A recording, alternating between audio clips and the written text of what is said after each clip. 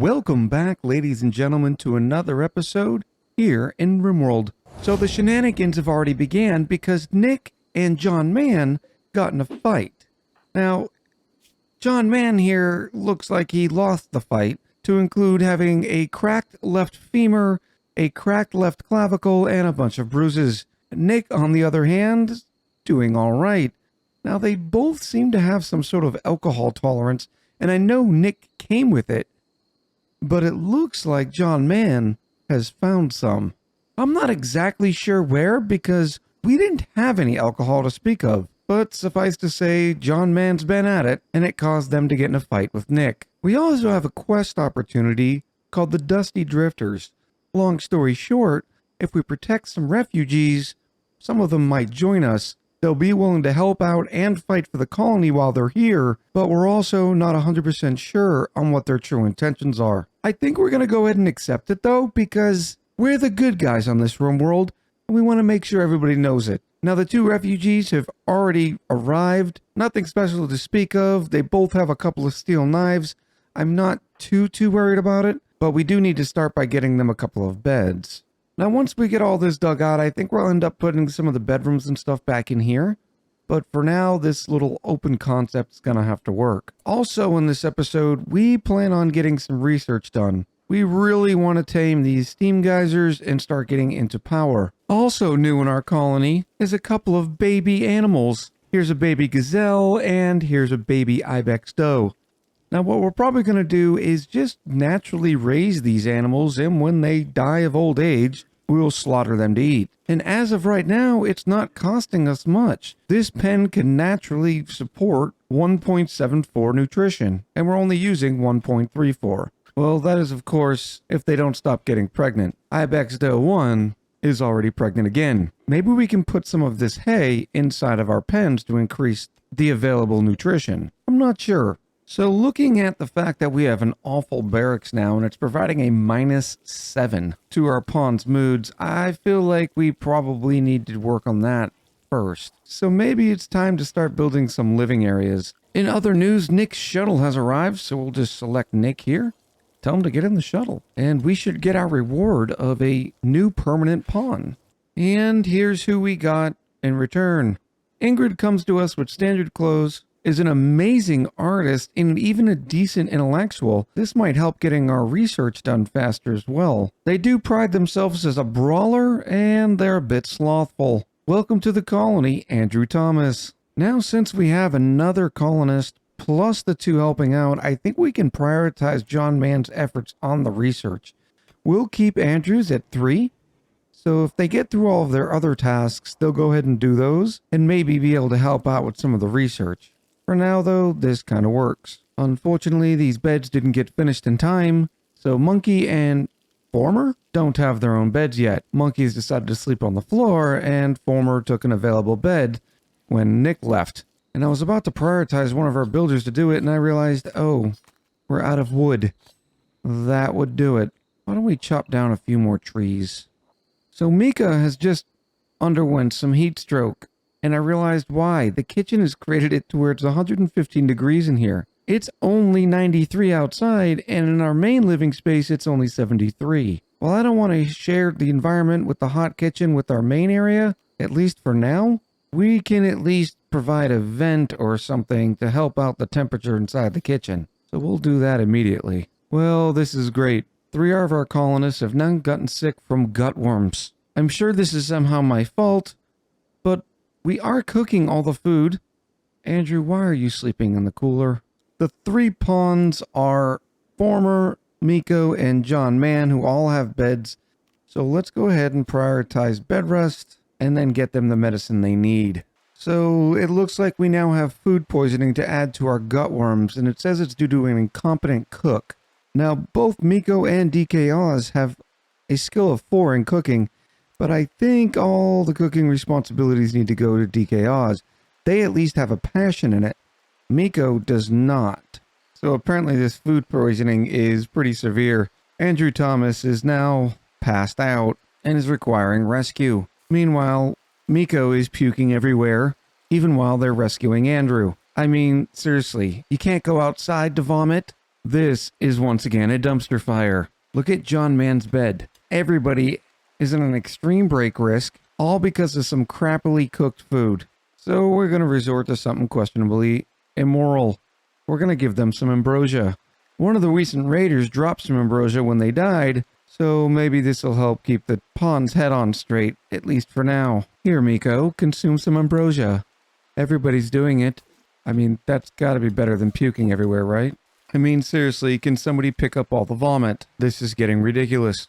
Now, we've added donkeys to the list of animals to hunt, just because we need a lot more food, especially while everybody's sick. We need to get some fresh food in place, and that way, at the minimum, people will stop throwing up everywhere. And I think one of the reasons why we've gotten the gut worms, because we've been slow on getting our food chilled. So we're going to add a wood-burning generator. And this way, we don't have to wait for the research to be done, and we can finally get some proper cooling inside of our colony. Summer has been really kicking our butt. We've also added another passive cooler inside of our barracks, which will hopefully cool it down in here. In fact, it's now 63 degrees Fahrenheit inside and 97 out.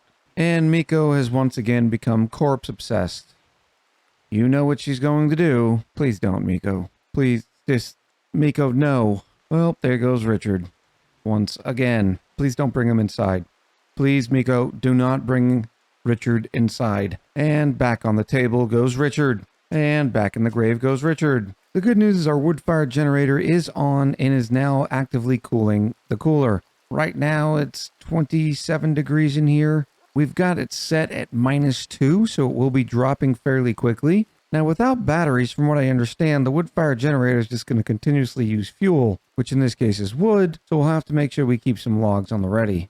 The good news, though, is it produces 1,000 watts, so I think we're going to provide some cooling for our beautiful barracks as well. Then we'll put some vents in the kitchen and in the butcher's room, and then remove the outside vent from the kitchen itself. I'm not sure if this one cooler can provide cooling for all of these spaces. At a minimum, it's going to do better than the passive coolers did. And as if it wasn't hot enough, Randy has given us a heat wave. This is cute. If the gut worms wasn't bad enough, if the food poisoning wasn't bad enough, if the heat wave wasn't bad enough, Randy said, you know what, let's give a couple of your pawns the flu. On the good news, it's 121 degrees outside, and with the one cooler, we've managed to maintain around 85 degrees on the inside. Well, it probably doesn't help that we haven't closed this in yet. As soon as we sealed up the kitchen, the air conditioner was able to keep up, and it's now a nice 74 degrees inside. And unfortunately, a fire has started. And now one of our guests have also become corpse obsessed. Well, Richard, looks like we're going for another trip.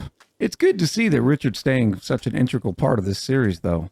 Now, I'm going to put in an electric grill. I'm not sure which one is actually more efficient, using the wood fire stove or using the electric stove and then putting the wood inside the generator.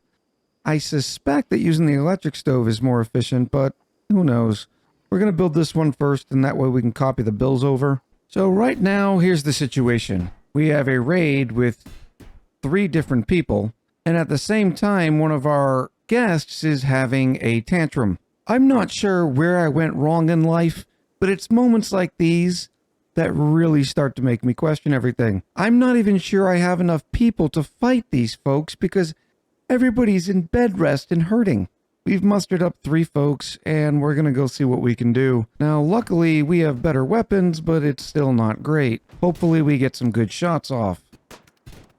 And in the middle of our fight here, we have a donkey that's gone manhunter. I don't know. John Man's now gone down.